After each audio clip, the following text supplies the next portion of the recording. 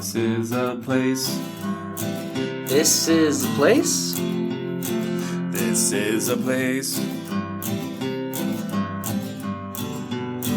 We want to talk about. This is a place. Hello, and thank you for listening to This is a Place podcast. My name is Brandon, and today I'm joined by a man with whom I need to pick a bone, Nate. Pick a bone? Yep, I need to pick a bone with you. Am I in trouble again? Over the weekend, I went to see a movie. I went and saw Jungle Cruise with a friend of the podcast, Matt, and we were coordinating and trying to decide when we were going to be meeting for the movie. And he said, I'll probably be there about 8:15, 8:20. But then he said to me, you should be there probably about 8 because Nate says you are late for everything. And is that false? Yeah, I was like, I've been sitting here waiting for you to join the Zoom meeting since 1 o'clock, and you weren't even here on time. So I don't know how you could say that. I told Matt that you're late to everything. That's what he told me. That's funny. I don't remember telling him that, but well, I guess. But I don't doubt it either. Because it's true. I am late. It's true. Quite frequently.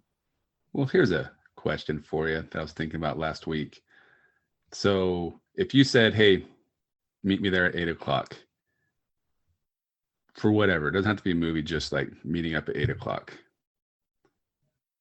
At what time do I call or text you saying, hey, are you coming? Probably like 15 minutes. 15 minutes, right? Yeah. 10 minimum, right? Right. Yeah, I was just playing. I was going to meet 6 a.m, play pickleball the other day with some people all the way over in Flippin' Bluffdale, which is 10 miles from my house. And at 6:05, I got the text message like, where are you? I'm like, really? 5 minutes in? You can't wait 5 minutes? Anyways. I mean, I think you've done that to me in the morning for basketball because that one's kind of like you need to. That's true. You need to know because you're not going to stick around and be awake at that time. Well, not even that. And I guess maybe that's it. If it's that early in the morning, maybe I was a little bit too not understanding. But because if your time restraint, right? Because if you can only play basketball till 7 and you're not there by 6:05. Actually, I usually wait until about 6:10 before I would text you guys and say, where are you? Because if you're not even up and you're coming over, that's another 10 minutes, like right? 6:30. Yeah. Yeah. So sometimes it's more or less a wake-up call. And maybe that's what they were doing, just trying to wake me up in case if I wasn't on my way. But even when I walked up, they're like, where were you? And I'm like, it's 6:06. Like, we're okay. Settle down. Well, I'm going to take it as an opportunity to reform my ways. And when I have something scheduled with you, whether you said that to Matt or not, I'm going to make sure that I am more punctual. Okay? More punctual. So hold me to that. Okay. How do I do that? I don't know.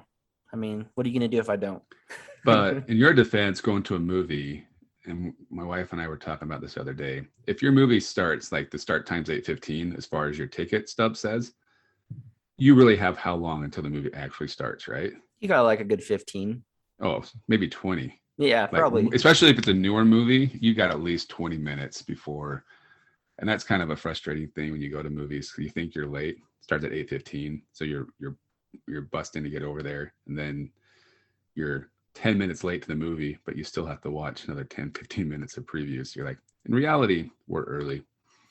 There is one noteworthy news story that I've been following that I saw an update on recently. Did you see about the guy at Lagoon? Yeah. That fell off the sky ride? Did you see the video of it? I saw pictures, but I didn't see the video. There's a video of the actual. I saw a video of him just hanging. They didn't show him falling. They just show him, which obviously, in my opinion, I don't think I've seen a news story saying what he was doing, but you don't get to that position just like slipping out of your seat. So he was trying to do something, right? A stunt. Something like, yeah, I agree with you. I always have the fear of falling out, but I don't think it's really as easy as my mind leads me to believe. They commented that this has never happened on that ride before. And it's been open since like 76 or something like that. Yeah, I mean that's a long time. Even with kids messing around, nobody's falling off. I mean, I saw a video like a year or two ago at another a park with a similar ride where a kid was dangling, like a small kid, but people like got below the first kid and then caught him, so he didn't get injured. But I think I said this in the Lagoon episode, but that used to be when my kids were smaller. That was the scariest ride in Yeah, the it whole is park scary. for me. Super scary. You're hypersensitive on that ride. And it just makes me wonder, maybe we're not going to ever get the full story. They were saying that he was intoxicated. They were saying he was trying to pull some kind of a stunt. Who knows? It's sad that he has now, passed away.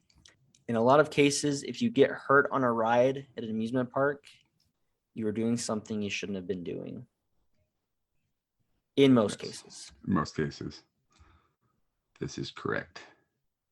But I really hope that this does not lead to them removing it or putting the ride out of commission, because I think it's tragic, but I hope it doesn't see the end of this ride.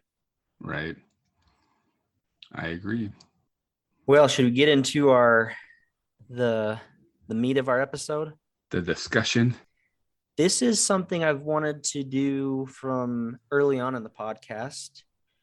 Well, my original thought was, do we need to do 2 separate episodes?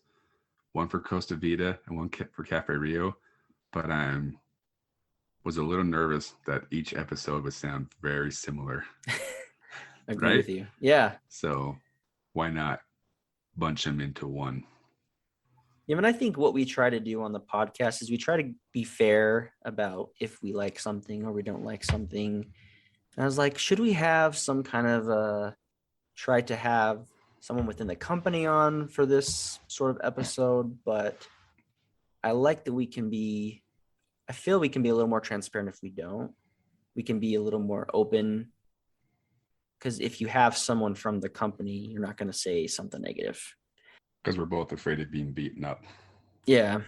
What we're doing today is not necessarily who's going to win between Costa Vida or Cafe Rio, but kind of examining them, their history together, and our opinions on each of them. So there's also, we'll talk about a lawsuit that happened, of course, as we saw in an earlier episode in regards to the Dirty Soda Wars. But anytime a restaurant or something pops up, someone has an idea, Copycat. There's going to be copycats. And I don't think that's just a Utah thing, but for some reason we have that happen a lot here. Right. So let's dig into it. What are your initial thoughts on these places? Your opinion on the Tex-Mex style food? Well, first of all, it is Mexican food, but it's not authentic Mexican food. It's about as authentic as Panda Express is Chinese food. Right? Right. So it's a different kind of take on Mexican food. And I was thinking today, because they have these on YouTube all the time where you do these challenges where you get like fries or burgers from all these different places, blindfold them, and then you try to guess which is which. See, and I thought about that for this episode too, that we should do something like that. Do you think you could distinguish between the two? No, I don't. I don't think so either. So there's a rumor that a guy was working, one of the corporate guys, and you might have this as part of your research as well, that got fired from Cafe Rio back in the day, early days, but he signed a non-compete for so many years. And then after that non-compete was over, he kind of took those secrets over to Costa Vida. I didn't come across that, no. And I mean, it's not like super secret. It's not like KFC secret type seasoning or anything like that. It's just Tex-Mex food, right? Right. I mean, it's not so hard to manipulate the recipe because my wife and my family, they make the same barbacoa pulled pork, and they also make the salt, the ranch dress, the yeah, the tomatillo. Is that what dressing. it is? Yep. Tomatillo dressing. So it's not really hard to replicate. So it's not like super secret like, you know, KFC would be. But even then, KFC people can get pretty close to what it tastes like. Yeah, there's always copycat recipes you can find for just about anything. Did they invent sweet pork burritos? A sweet pork burrito is just about as Utah's green jello at this point. Right. That's interesting, though. I didn't come across that rumor. Neither of them will come out and say whether that's the case. It all began, Cafe Rio, as I said, was the first one to open up, and they started in 1997 in St. George by Steve and Patricia Stanley, who I guess both had Southern Texas grandmothers who they copied this off. So maybe a Southern Texas grandmother is the one who invented the sweet pork. But the franchise, which was at 6 locations back then, was bought by Bob Nielsen in 2004. And he expanded it to where it is now, 144 locations and in 12 states. Cafe Rio is in Florida. I saw it there. Really? Playing Florida? the softball tournament. Mm-hmm. Wow. Yeah, I had no idea. But go ahead. But they also either partnered up or sold out to, was it PepsiCo? Oh, I don't know. Coke. Yeah. So they own Cafe Rio? I'm pretty sure. Costa Vida came a couple years later in 2003 and originally had opened up as Costa Azul Fresh Mexican Grill by JD and Sarah Gardner, who said that they came up with the concept when they visited Cabo San Lucas. And I tried to do some research, but couldn't figure out how many locations they have up to this point. You're not going to be able to travel very far in Utah without finding both the Cafe Rio and Costa Vida because they're always by each other. Seems like that, right? At least within a reasonable distance. Just by us, we have Jordan Landing has both Cafe Rio, Cancun. You go to Midvale, they have Costa Vida, and then across the street, they just opened up the Cafe Rio drive-through, right? So it is very common to see them pretty close to each other. Yeah. Usually within a short driving distance, so you have your choice. And I think they both do that strategically. They try to go where the other one is to still have that presence and not lose business to those that may be closer to it, which is very smart. As you mentioned at the top of the conversation, we couldn't really do an episode for each because there's so many things that are extremely similar. That is correct. Like I said, if I were to buy a pulled pork burrito from each location, would you be able to tell the difference between the two in the taste test? Blindfolded taste test. No, I don't think I'd be able to. If you look at their menus, they're both extremely similar in style and in what they offer. I think from time to time, one will try and offer something new. For example, Right now, Costa Vida is pushing some sort of a avocado. I just had it today. You did? Yeah, I'm like, what's it called? For the research. Now that you're asking me what it's called, the Costacado. Costacado. So what is it?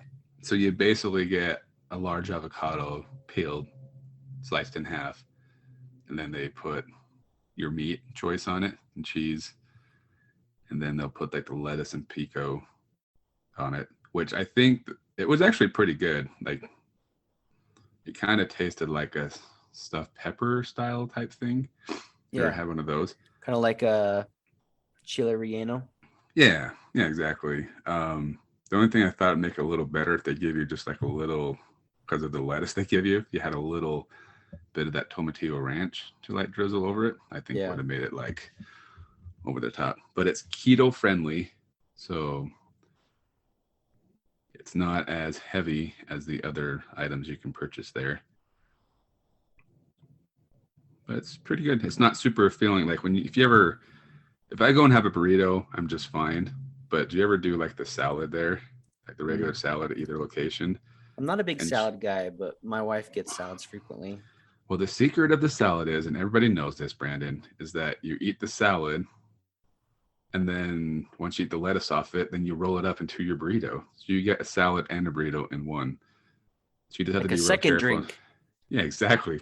You just have to be real careful not to like eat all the meat and everything in it. So your burrito is not just tortilla.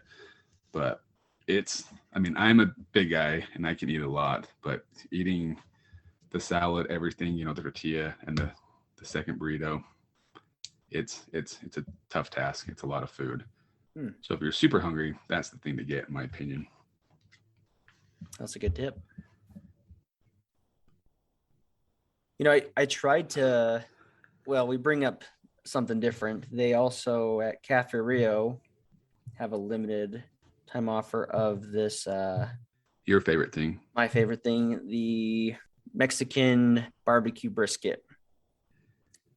And I mean, not slamming Cafe Rio necessarily, but that was my first time taking a couple bites and throwing something away. I did not enjoy that one bit. What'd you get? I got a burrito. Burrito? Really? Yeah. Was it what do you think made it taste no bueno? I don't know what I would have expected from a Mexican barbecue like brisket. It's just about what you'd expect. For some reason, I just thought it would be more to my taste, more to my liking. It just was more briskety. Yeah, I guess so. It just was the spice it was too much spice, not like spicy, but it was just a really strong spice, really strong flavor. That might have been it. And I think it just outweighed everything else. And so I couldn't stomach it. I don't know. So my wife and I are big brisket fans, like the smoked brisket, barbecue stuff. And we'll even, when it goes on sale, buy a big brisket and do the slow cook stuff. So when they advertised the brisket, we went to Cafe Rio about a month ago, and I was in the mood for the salad, so I was like, I'm not gonna try the brisket, but my wife got it, and she didn't throw it away after a couple bites, but she definitely wasn't excited about her purchase. It was kind of a regret, like she wished she would have got something else. So did you try it? So yeah, she pulled off a little piece of it for me, and I'm like, yeah, definitely. It didn't taste like brisket. I think that's the whole thing. It doesn't really taste like brisket. It was some sort of almost like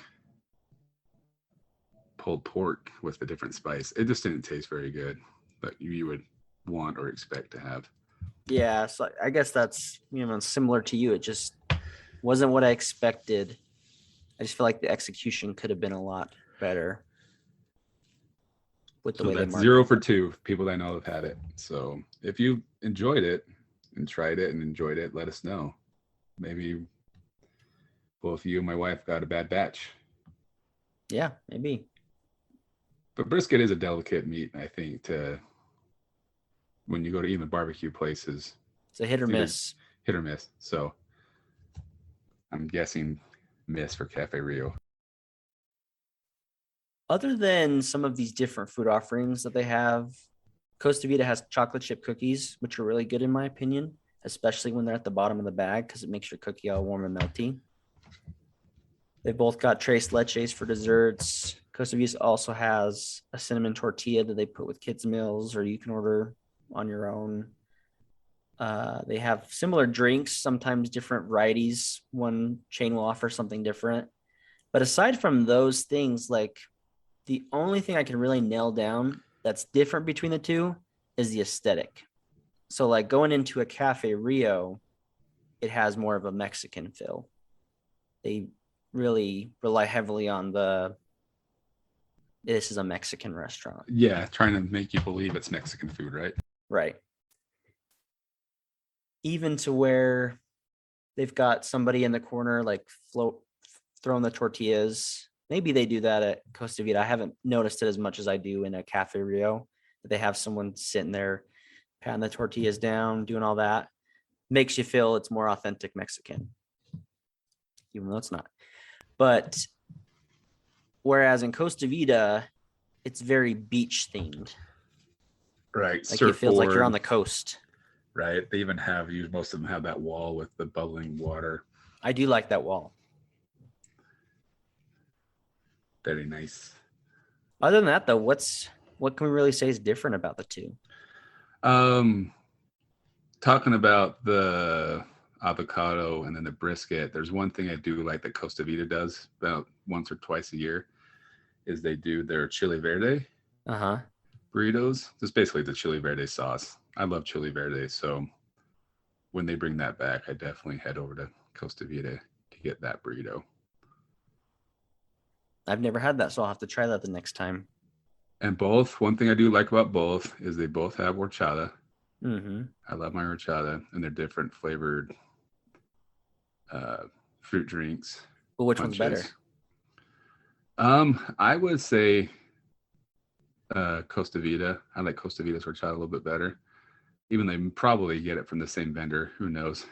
But the problem with horchata is when you put them in those bubbler machines, you got so much cinnamon and sugar and rice that it kind of settles at the bottom. So it's really hard to mix with the bubblers. So I think it depends on when you go to the restaurants, how recently they poured stuff in the bubbler. So it's like, is it all freshly mixed or is it all settled at the bottom?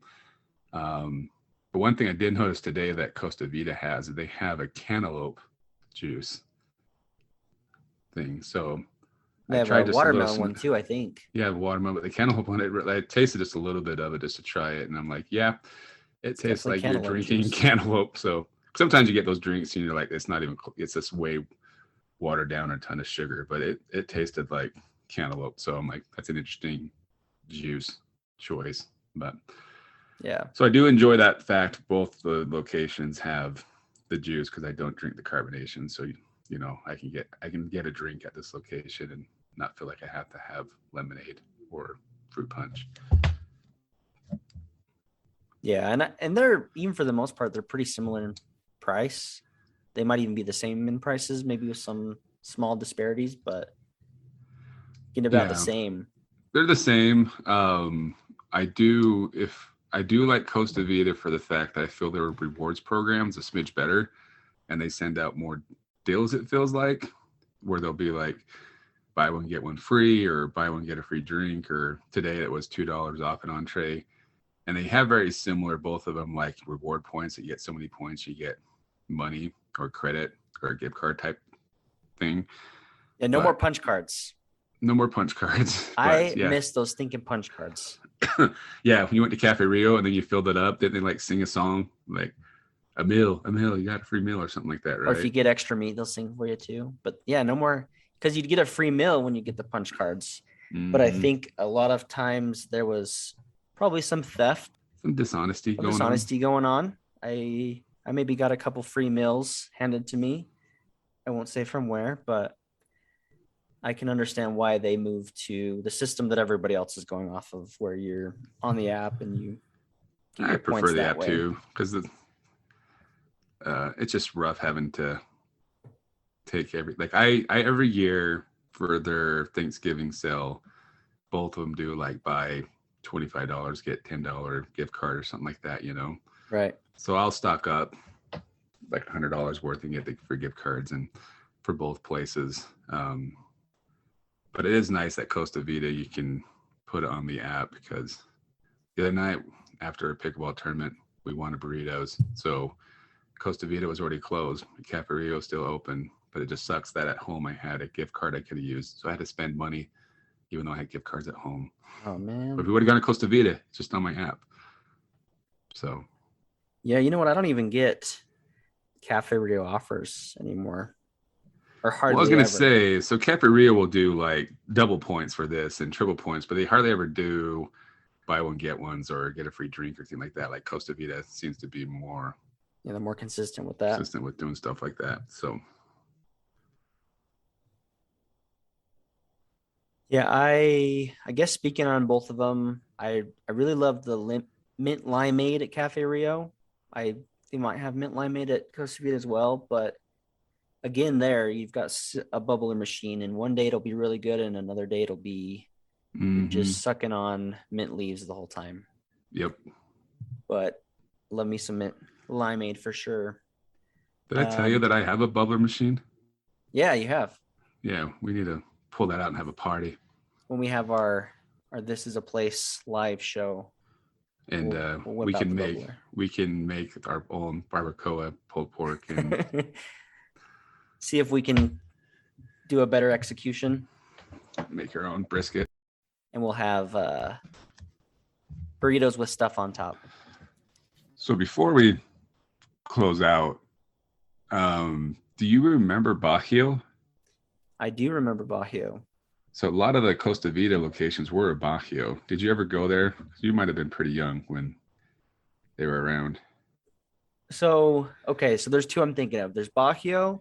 Wasn't there one that's called Barbacoa as well? So yeah, you got Barbacoa, I think, is kind of your Chipotle competitor. Okay. Where, I mean, if you think about it, they're all kind of similar, so to speak. I hate Chipotle though. But I want to say, it was Barbacoa before Cafe Rio. That'd be interesting to know. If only we could Google it. So you have Barbacoa, Chipotle, so like that. Those are kind of more the burrito, and they don't really do it's not Cafe Rio style. But you had Cafe Rio, you had Costa Vida, I want to say, and then Bajío was around for a while, and they franchised way too fast. That should be we could do our whole own episode on that one, because I think there's a little bit of fraud that went on in that one. Oh, which one? Bajío. Oh, Bajío, yeah.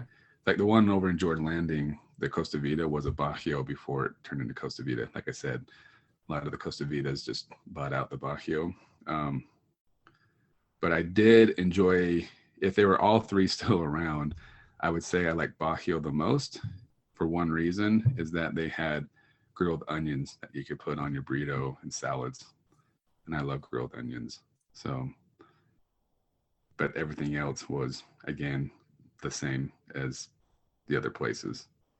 Yeah. And I want to say there's maybe one or two Bajíos still around. So I'm guessing they're probably not a franchise anymore. There might have just been people who just kept going with it after all the crap at the fan with those. But all culminates, we have to talk about the elephant in the room, the lawsuit. Oh, we haven't got to that yet, have we? So the lawsuit finalized or settled in 2007. So it's been quite a while, and I think they've reconciled their differences. You noted that Costa Vida can no longer say enchilada style when you're getting the sauce and cheese on top. You have to say smothered, right? I tried to track down the actual lawsuit, but didn't have much success. I really liked this tagline I read from the Daily Herald back then when the lawsuit was going on.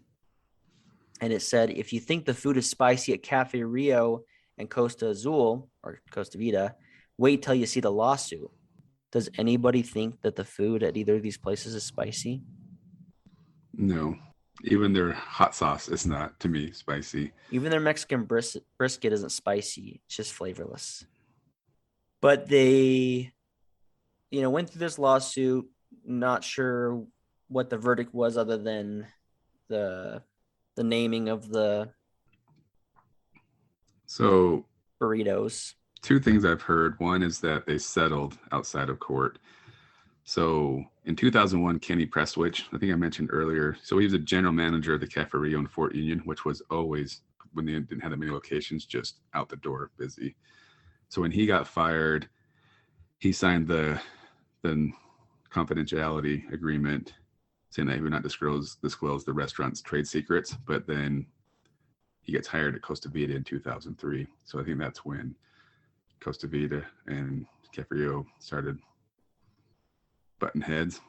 Yeah. But so they settled out of court according to this article for an undisclosed amount. But I also heard a rumor too, years and years ago when Costa Vida came out, that somebody said that the judge told Cafe Rio, like, oh, you invented Mexican food? Kind of like it's part of the game. So it'd be interesting to know what they settled for, and obviously they've moved on. And so the question I have is, when you have two locations next to each other like you do in Jordan Landing, who benefits more from the other? You know what I mean? Do people, because I feel like Cafe Rio can get pretty busy. So if you see the line out the door at Cafe Rio, you just think, we'll just run over to Costa Vida? That's how I view it. Or do people actually go seek one or the other out? There was a rumor also, and Costa Vida actually addressed this in a TikTok. I guess they're on TikTok now, where they I think did I said, was that last week? yeah. The CEOs? Uh-huh. Mm-hmm. Always a rumor that the companies were started by like a couple that got divorced or split up and created these different companies, basically. And they said it's not true. So that puts that rumor to rest. Yeah, there was a rumor that the people who started Cafe Rio got divorced, split up, and that's how Costa Vida started. But that's not true. Well, we've debated it here. You can find plenty of comparisons on the Statesman. There's blogs going between the two, who's better. Even Cougar Board got in on it. And now there's a podcast. So I will say for myself, state my favorite is that I don't have a favorite. It used to be that I was a diehard Cafe Rio guy, but I had some poor experiences there at the location nearest to me. And so I stopped going there and started to go to Costa Vida. But then I went to Costa Vida and had an even worse experience where I had to wait for like 45 minutes in line. And I was very, very upset about that. So I started going to a Costa Vida that's out in Midville. And I like this Costa Vida because they had a drive-through. But then all this time passed, and I think the drive-through was cutting in on some Cafe Rio business. So what did Cafe Rio do? They built a restaurant on the other side of the street, also with a drive-through. So of course they're aware of what the other's doing and what they need to do to get people in the doors. And as for me, it really just kind of depends on the day. I feel like they're the same food and I'll go to either one any given time. Especially when I go out there to Midville, it's just, do I want to turn left or do I want to turn right? What about you? Well, for me, you could probably answer this for me. It's whoever's going to have the better deal of the day, right? It's usually the only time we actually go to Cafe Rio or Costa Vida is when they're doing a deal. Like, oh, let's go do this deal. So, but if we weren't going for a deal reason, just heading over, I think it comes down to which one's the busiest at the moment. So, because we've got during the COVID thing too, we went over to Cafe Rio a couple of times to get food, and it was just like crazy busy. They were like, "Should we just go over to Costa Vida and see what their line's looking like?" Yeah. So yeah, to me, it's all about the deals, right? If the listeners don't know that about you by now, I don't know if they're ever going to learn it. The thrill of the deal. That's how I live. So anyways, my cousin was dating this guy, if I remember the story correct, and he bought like this sweater in Provo at the mall. And then he heard from a friend like up at Utah State that the sweater was on sale for like $5 less. So he drove all the way to Logan to buy that sweater. But it's like, how much did you spend in gas? How much was your time worth? All that stuff. So for me, sometimes it is about the thrill of the deal. So if I know I'm going to be going that way anyways soon, I might do it. But sometimes you just have to pay a little bit more because what's the final costing you? But yeah, the satisfaction you get of getting a deal, it's almost like a little small high I get. Sometimes it's even more than just getting the item. That's right. It's that satisfaction. Mm-hmm. But tell us, we won't declare a winner, but we'll put up a poll maybe. We're not very good at the stories on our social medias, but we'd love to hear in the comments or on the story, who is your favorite and why? Is it the OG Cafe Rio or the Costa Vida? Which is your favorite of the two? Let us know. Please. And if you want to invite us to eat with you, we'll come along. You can buy us dinner. Yeah. If anybody's having a taste test, if they're comparing the two, we'll be happy to come and be the tasters. Not a problem at all. No problem. Thank you for listening to This Is a Place podcast. See you next week.